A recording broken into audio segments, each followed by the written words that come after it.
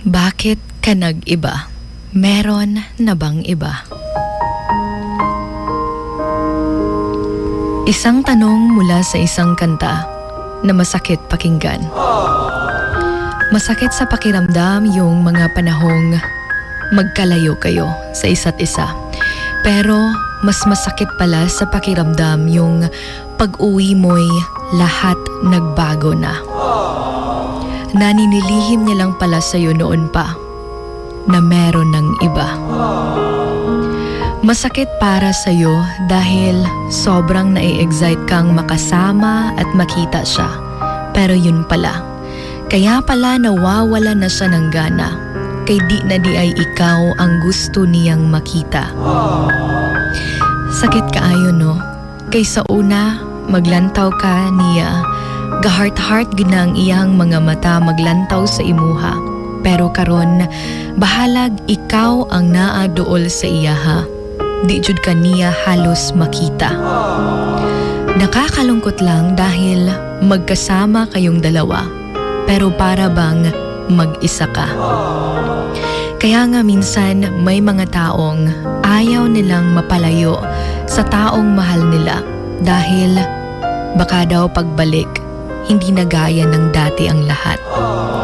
Nakakala nila'y yung taong minahal nila ay tapat, pero lahat ng pinakita natin ay di pala talaga sapat.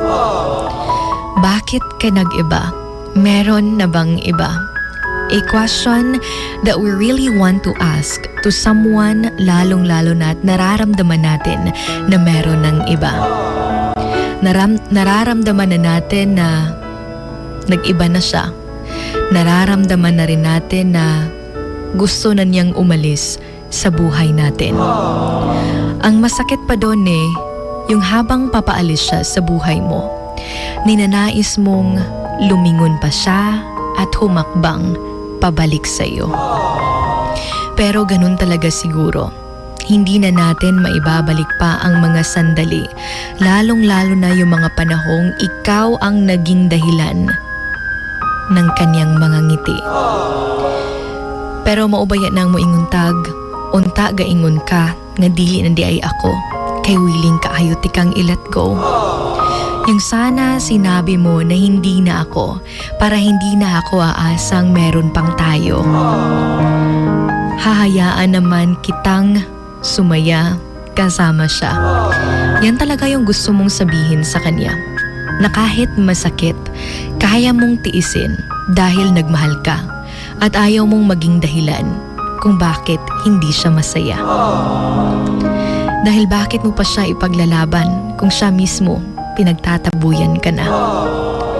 Tandaan sa mga naghahanap dyan ng iba, huwag mong gagawing dahilan na may pagkukulang ang taong mahal mo kaya naghanap ka ng iba. Dahil una sa lahat, hindi ka maghahanap ng iba kung mahal mo talaga siya. At sa mga iniwan dahil yung taong mahal nila ay nakahanap ng iba, remember that you don't lose people, they lose you. This is Sugar Dolly, your Hugot Babe, right here sa Wild FM 103.1, and this is Emotions Going Wild.